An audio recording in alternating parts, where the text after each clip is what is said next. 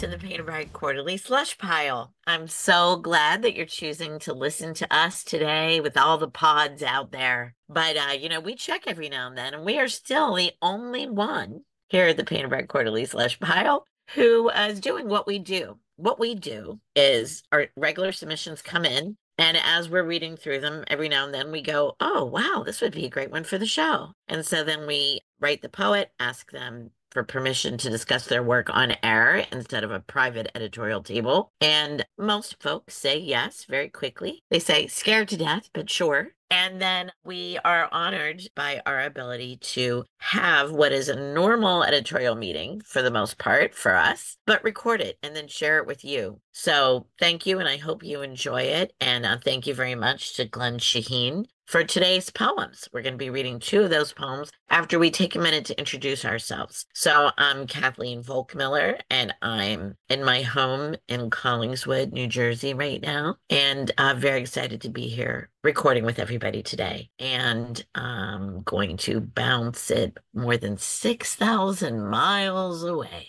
to my dear, dear Marion. Hi, Marion. Hello. There should be a sound effect with that, like boink. I'm Marion. I'm here in Abu Dhabi, and slushies. It rains here now. It rains a lot here now.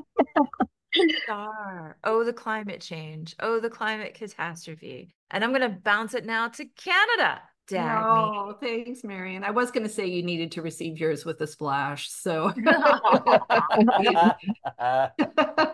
I'll receive the wet ball back. Yeah. So yeah, greetings from Canada, where my bit of happy feud today is that I love going to the grocery store these days because there's this young fellow who works there who always has a song stuck in his head, and we end up trading song lyrics. And most recently, it was the Muppet Show theme song, but often it's other like old and old. Exactly. That's great. So with that, I'll bounce it down to Jason. It's time to get things started. Yeah, it's time to light the light. Yeah, well, it's time for us to do that too. Yeah, so I'm Jason Schneiderman. I'm happily in New York, back from my travels, maybe looking forward to more travels. I was just in Mexico. It was really nice. It was just relaxing. And I will send it to Isabel. Hello, I think I'm the only one in Philadelphia today, but I'm Isabel, student co-op listening in today. And you can chime in as you see fit, Isabel, of course. And we have Heath. Hi, Heath. Hi, Heath. Hey, Heath. Hi, guys. Hello. Nice to be here. I guess you are also in Philly. I am. Isabel, we're in Philly together. Yeah. Good. Yeah, there you go. Solidarity. Nice. All right. All right. City's so nice they named it once. I was just also it in Mexico, Philadelphia is just a cream cheese. Like when you buy Philadelphia, it doesn't say Philadelphia cream cheese, it just says Philadelphia. Really? And then like in the corner, it's like queso crema. But like Jason, this is a box of Philadelphia. That is so fascinating because I'm on TikTok. I unashamedly share and get a lot of recipes, and international people will go add a block of Philadelphia. Mm-hmm. And I'm like, what? Because we don't do that here. Isn't that funny? But like I've heard that already, that they go, oh, I love Philadelphia, and they put in a block of cream cheese. But you know what? Can I just keep the mic for one more second? Isabel and I were talking about a lot of things yesterday, and one of them was that her father prefers to go to New York than Philly, which is a problem for me. So because there's too much to do when he visits. And if he was in Philadelphia, he could do so much more of what's available in a single day. Well, you know what I didn't get to tell you, Isabel, because we just kept chatting. The AWP conference was in Philadelphia a few years ago. And so all of these New Yorkers were down, and I'm friends with a lot of New Yorkers via Marion, via Jason, of course. So, hanging out with people all the time. And I was like thrilled, but maybe more appalled at how many New Yorkers would see each other and go, it's great here. There are fabulous restaurants. Have you been here? Like total amazement. I want to come back. The train was fast and easy. It's so great. It's so easy to get around. I've been to every neighborhood. And I was like, shut up. Yeah, well, totally. Loving and hating it. Like, really, people? All New Yorkers are in a toxic relationship with New York. New York is like the worst boyfriend who like ignores you and like insults so you and cancels right? plans, and you're just like begging for its attention. Yeah. And Philadelphia loves me. Like I love Philadelphia. Like I'm so happy when I'm there. And New York does not love anyone. Like New York is like, oh, did you want to come? Get in line. Get in line. Right. There's a A line. toxic Like that's New York. relationship is Everything in New a York is like, line. there's a line. Whereas Philadelphia is like And this it's way wonderful the hell welcoming place. back there. Yeah. Right. Yeah. Right. Yeah. And Toxic so relationship. I'm sorry. I was going to say that is a great example because also what I laugh at New Yorkers about is everybody stays in their own little neighborhood. You find your own little routines and you just stay, like it's not like you're yeah, really exploring the whole city all the time. So in that way, it's like a toxic relationship too. You just stay stuck in your little patterns, you little New Yorkers. it's Not all you, true. Jason. It's all true. No, it is all true. Everything bad you can say about New York is entirely true. And I never leave it. But you're so Never. happy to be back after your time in England. I miss New York so much. I really did. And I tried so hard not to. Like I tried so hard to like not be that guy. Yeah. But I think I told you this that like we had this conversation as like other family members of mine were living abroad. And do you say I'm from the United States or do you say I'm from New York? And Right. if you say I'm from the United States, people want to talk about gun violence, they want to talk about Trump, they want to talk about like you end up explaining the Electoral College. If you say I'm from New York, people are like, oh, I love New York. And you're like, what did you do when you came? And they're like, oh, I went to the Met and I went to Central Park. And I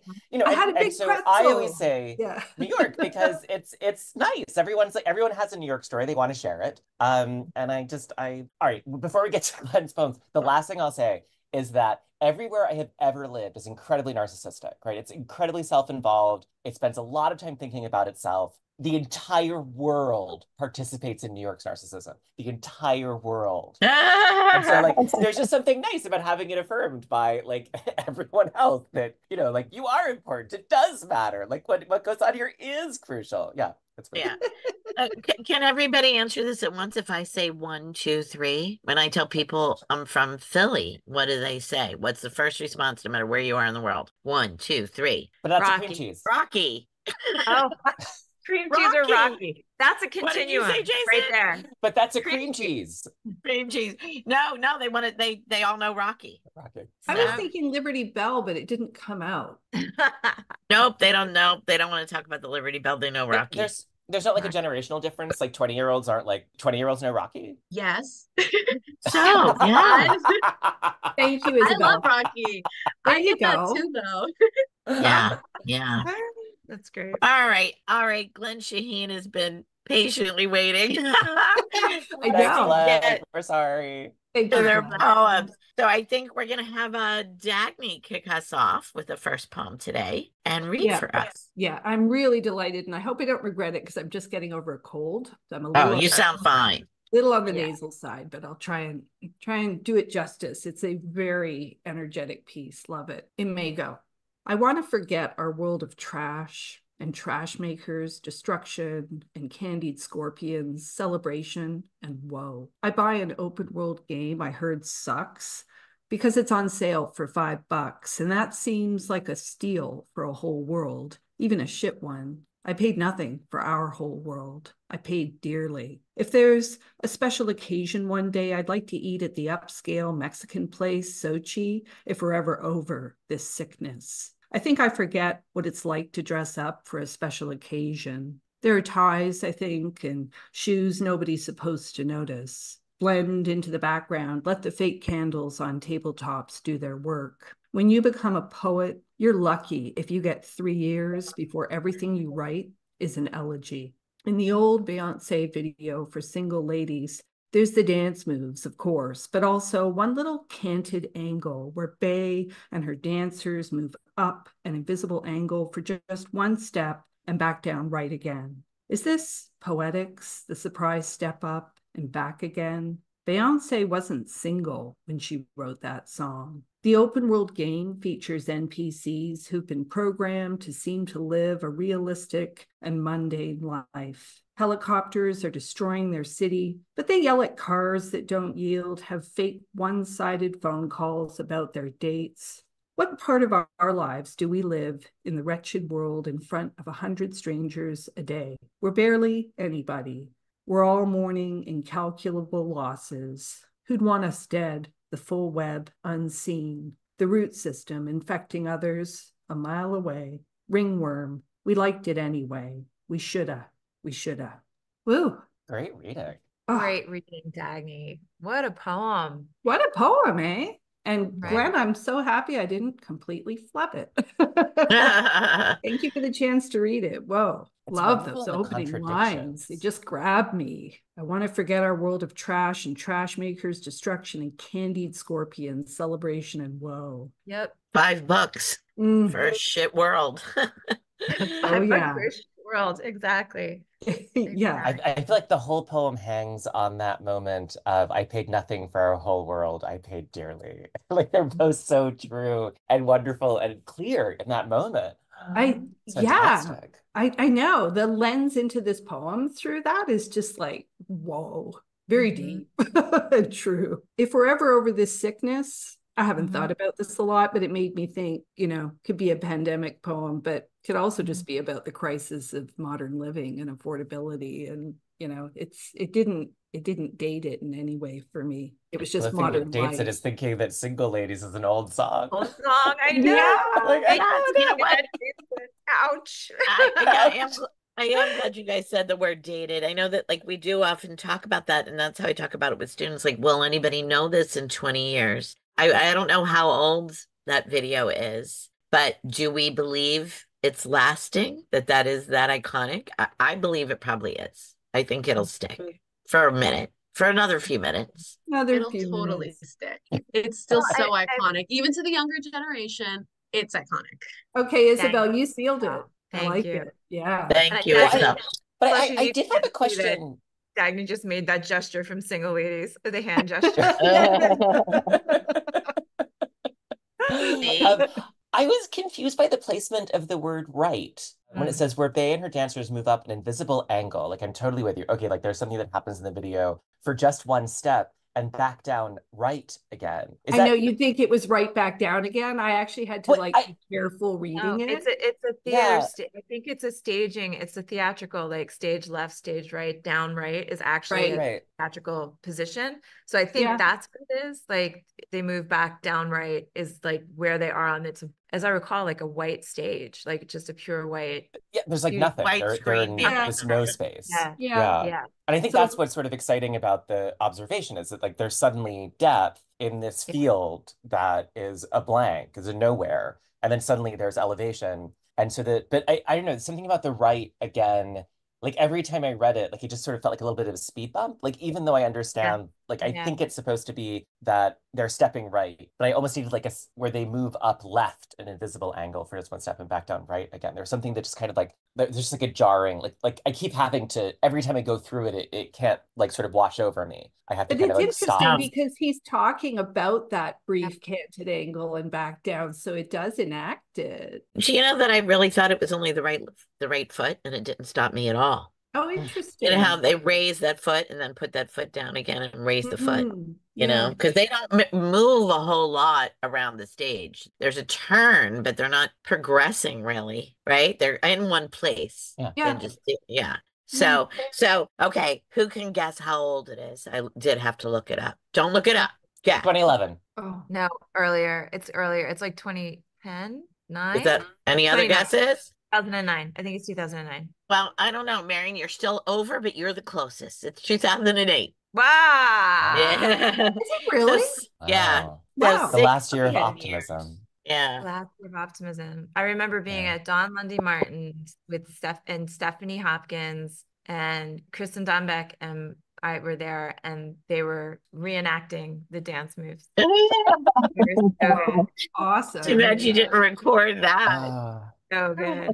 I was like, I think the image may be better than the recording. Like I just want to picture it myself. I don't think I want to actually see the Kristen Dunbeck was so amazing. They had it exactly right. Oh, you know what's funny, you guys? Look how long we just talked about the Beyonce video. I know. When I read it on my own, not today when Dagny read it, but when I read it on my own, I thought, wow, that was a lot of lines given to the Beyonce video. Well, and that whole central section begins with when you become a poet, you're lucky if you get 3 years, right? And then that kind of leads us into the Beyonce piece and the idea that is this poetics, the surprise step up and back again. So to me, that whole kind of central, it's like, well, the poem goes meta, and it starts looking at itself, because the beginning and the end are much more about this idea of gaming the open world, being NPCs, non-player characters, or background, in other people's lives and so on. And this is doing very different work in this part of the poem, and I love it. It's like the thing I wouldn't have known this poem had needed, but reading it, it's like, ooh. So yeah, I mean, it is a chunky section, Kathy, that kind of steps us outside of the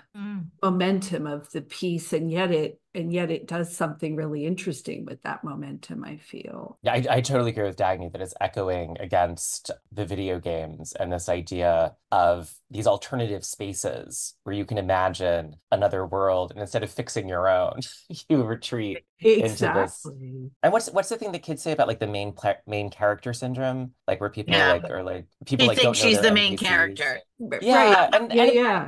and it's funny because like this isn't a new idea, right? I mean, like the end of Kurt Vonnegut, Breakfast of Champions, is this long explication about how the problem with fiction is that it can't recognize that every single person is the center of their own world, and that fiction creates a sense of protagonist. I mean, these are not new ideas at all, No. and yet they're playing out in different media. And I thought this like does a really beautiful job of kind of echoing those alternative digital spaces that create retreats while the actual world is falling apart. Yeah, totally. Yeah, I have two things to say there. One is silly. When people say that she thinks she's the main character, my response has always been, but she is, right? Aren't we are all the main character in our own worlds, right? Right. So like, but now it's like very much an insult to say she thinks she's the main character, right? But also, I did wonder they on the very next lines, right? Helicopters are destroying their city, but they yell at cars that don't yield. This is like a grammarian thing to do, and I never do this. There was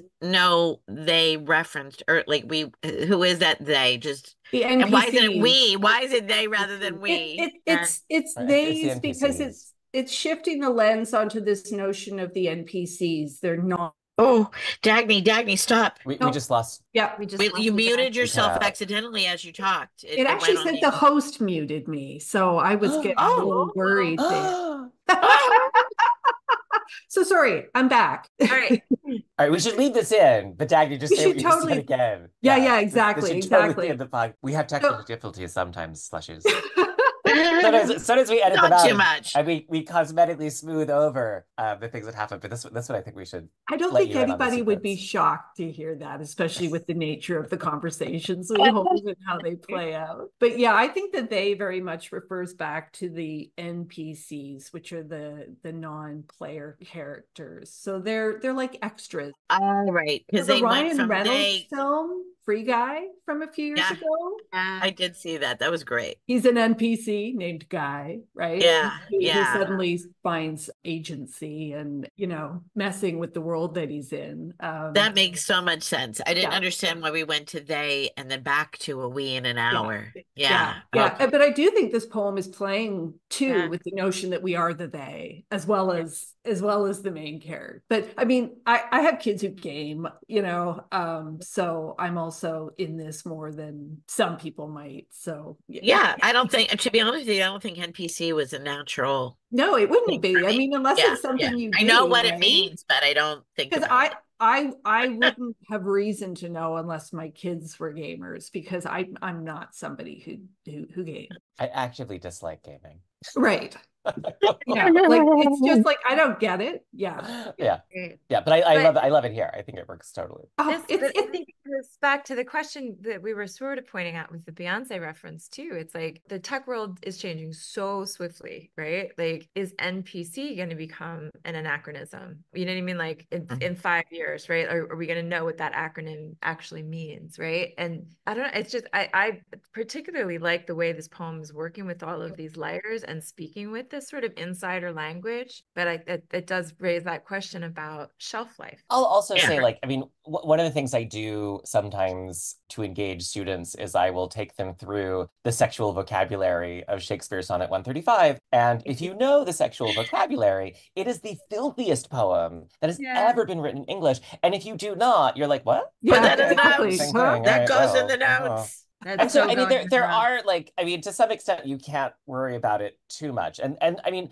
Elizabeth Bishop's last letter is about glossing things in her poems for a Norton anthology. And she points out that the last time, one, she says they're college students, they can look it up. Right. And then she points out that previously, when she talked about the port of St. John, port was glossed as a kind of wine. And St. John was placed in the Caribbean when she's talking about the St. John in Canada. You know, to some extent, like, you write something that works now, and if it stands the test of time, then, you know, scholars will have to go to the library and watch this, you know, Right. 200 millennia old Beyonce video that only survives on the one flash drive that was found after New York was destroyed by a volcano. Thank But you. I do think too, those are awesome points, Jason. I do also think that this piece says so much that is highly relatable and accessible and understandable. yeah. And even as a song title goes, Single Ladies, I mean, that's actually very broad and it kind of telegraphs a bunch of things to you, no matter whether you're talking about a single lady in the 1920s or a single lady in the 2020s. And there are really only a couple of terms in here that you might go, okay, I don't know what that is, but it doesn't matter.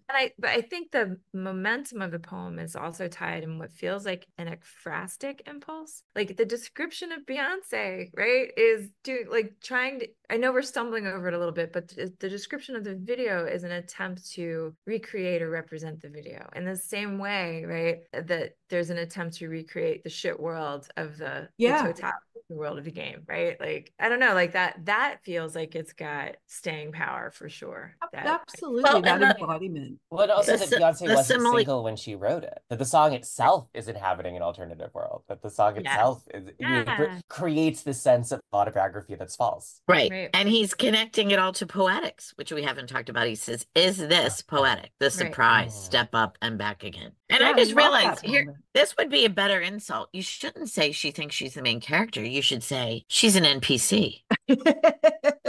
That would be more of an insult, wouldn't it? That would be more of an insult. Because really, like, this is heartbreaking, but one of my favorite lines in this poem is, we're barely anybody. Yeah. We're all mourning incalculable losses. Oh. Well, it's got the profundity, Kathy, totally, that came earlier on, the I paid nothing for our whole world, I paid dearly, that Jason pulled out. I think both of those are like these incredible anchors that are like emotional anchors in the poem that just, they're profound. Yeah. Well, I see how this is going, but can somebody, I do love this poem. Why do we not have a period at the end? And what is what's the it? The root system infecting others a mile away. Ringworm. We liked it anyway. We shoulda. Since we're in it, I would love to hear what you guys have to say about both of those issues there at the end. I read it, it's almost like a little skipping stone, right? If you go up to, so we're barely anybody, we're all mourning incalculable losses. Who'd want us dead, comma, the full web unseen? And then the root system infecting others a mile away points back to me to that full web, right? So the full web unseen is this root system infecting others a mile away. Ringworm. We liked it anyway. We shoulda. I think the it goes back to the web or goes back to the root system. And I'm not really sure how ringworm works there, right? Other than maybe it's just, I don't know if it's an additional image or another way of saying the root system, but that's how I was reading it. And the it is the web?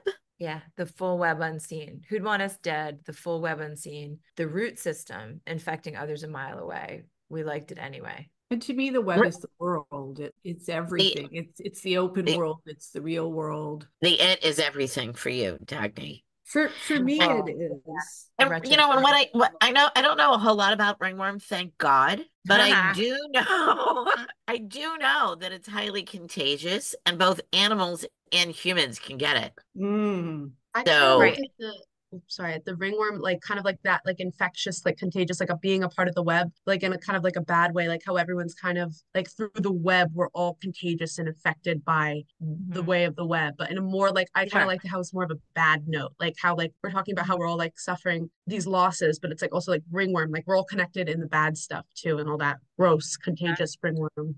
All the online negativity.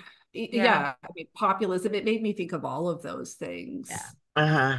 And the who'd want us dead, to me had kind of a dual meaning. I don't know if it's what Glenn had in mind, but it was both kind of, that received negativity from others when people are trolling or just, saying shit to say shit, right? Not thinking about what other people are actually living through. But it was also the notion of like a first person shooter in a game, who would kill us, who'd want us dead, the full web unseen. It just back into gaming, it made me think of that too, because a lot of these open world games, not a lot, but I should say some of the open world games are also first person shooter games. I don't get it. I mean, it felt Fallout, so I'm ecstatic. streaming now, and it's from that. Sorry, Jason. Oh no, no, Yeah. because everything you're saying is so illuminating because it just felt to me this sort of ecstatic collapse. Like we have no idea what, I mean, grief is sort of underlying the poem, and grief is often accompanied by a desire for an alternative set of realities that we should have done something differently, and so that we should have felt like a kind of collapse, but also like intuitively correct that this is a thing that accompanies grief, like we should have. Oh, I love that, Jason, because my initial reaction before forcing myself to think about it, because I knew we'd be talking about it, but was that I kind of just liked being caught up in those final lines. And I love ecstatic collapse. That's genius. Yeah. We should call the episode that. I highlighted that in my notes.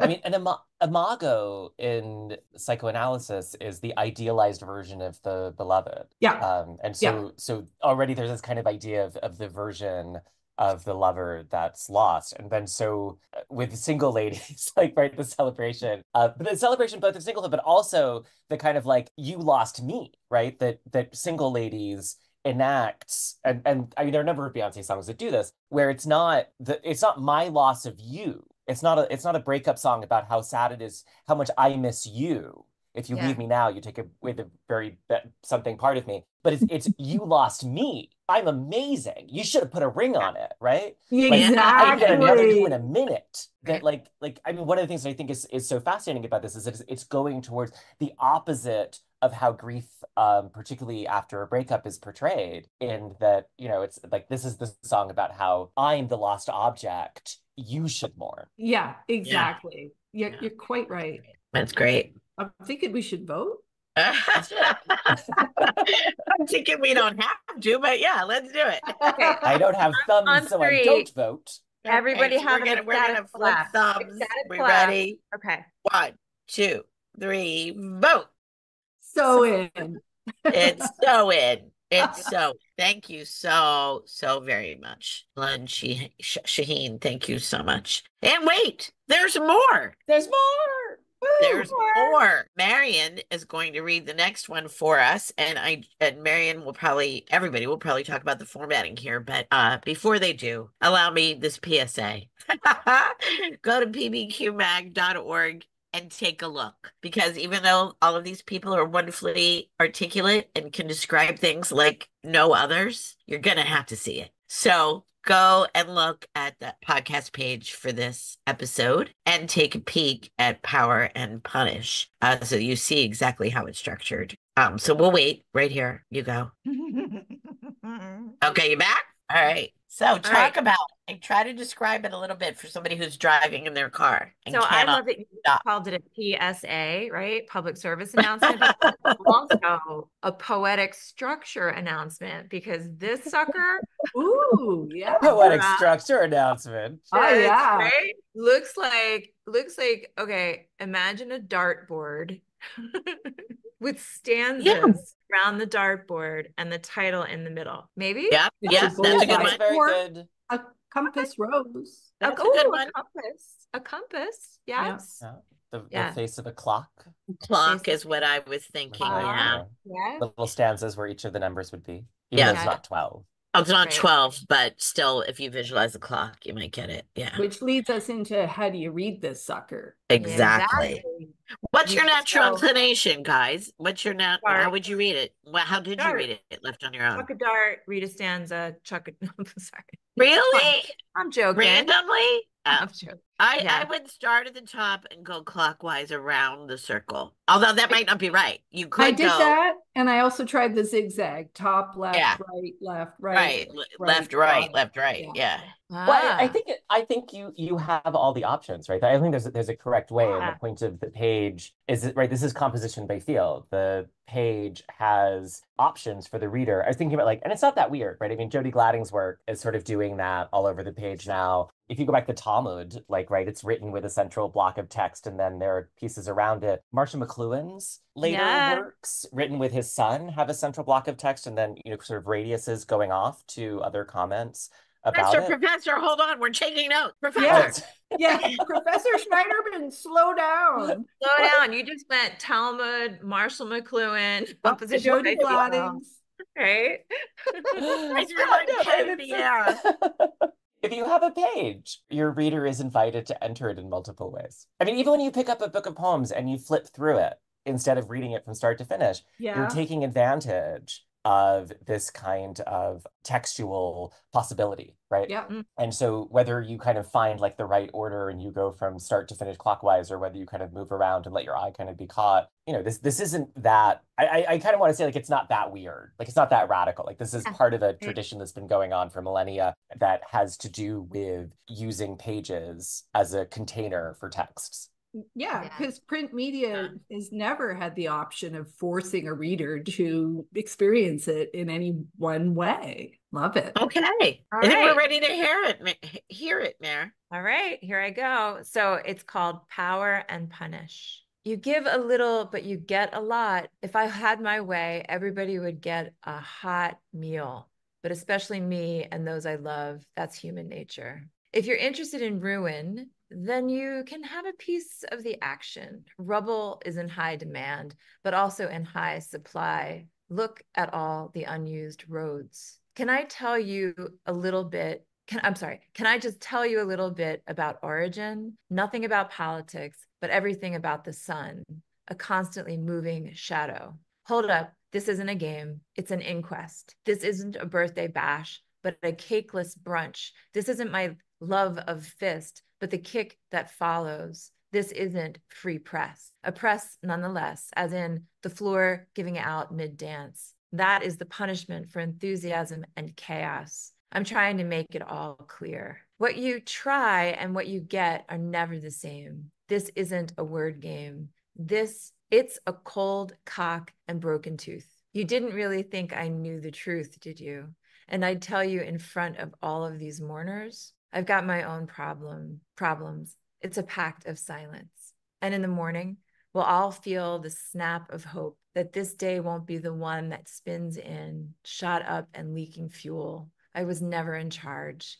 This was never my game. Power and punish. Oh, thanks, Marion. I like that reading. The clockwise reading was It making worked sense really to me well. as you read. I liked it better than letting my eye wander. Like when I just sort of like moved around it Yeah. randomly. It wasn't as satisfying as when you went methodically through the top to the ending. Yeah. Yeah. It's a great ending to end there, to end at Yeah. 10 o'clock. That's a really nice ending. Yeah, Yeah. exactly. As opposed to being down at 6 o'clock. Well, Yeah. yeah, but read that last line of 6 o'clock. I'm That's trying to also make it all pretty, clear. that's all In also chaos and pretty time freaking is all nice. clear. Yeah. Wow. Marion, could you read stanza 6 as an end? I'm calling it stanza 6. 6 o'clock. A press It's fine. nonetheless. Yeah. A press nonetheless, as in the floor giving out mid-dance. That is the punishment for enthusiasm and chaos. I'm trying to make it all clear. Hell yeah. Yeah. So that's what's interesting about it too, is the way each of these has an end stop. So they read Mhm. like dollops, right? Like almost like little haiku on their own, Mhm. right? Yeah. But the sequence also works, right? The sequence gives it that sense of almost propulsion or like a spiral, right? The sort of engine of that clock on the page, if we're reading in that direction, right? When I was reading it by myself, it felt a little ungrounded. Like it felt kind of abstract. Like a lot of things weren't really connecting. And when I heard it in your voice, something about the kind of your vocal cords giving it a monologue quality and a kind of personality that I thought it worked really beautifully read out loud. And I wouldn't have expected that from this poem. I would have expected this poem to sort of be better silent, better on its own, better sort of serendipitously. And I'm really enjoying it much more in conversation. That like it actually is a very social poem. Yeah, I want to echo that, Jason, because I felt a little lost with this piece compared to the one we read previously, where I was all over spending time with it on my own. But I thought, I'm not sure I'm making the right connections. But again, hearing Marion read it, it just started kind of clicking into place more. Agreed. I really liked it a lot more when Marion read it. This isn't a birthday bash, it's a cakeless brunch. I love that. I know. Isn't that great? I really admire Cakeless. the Cakeless. multiple ways it says what it is and what it isn't, right? It's not a game, right? Yeah, this But isn't a word game. It's a cold cock and a broken tooth. Yeah. Ow.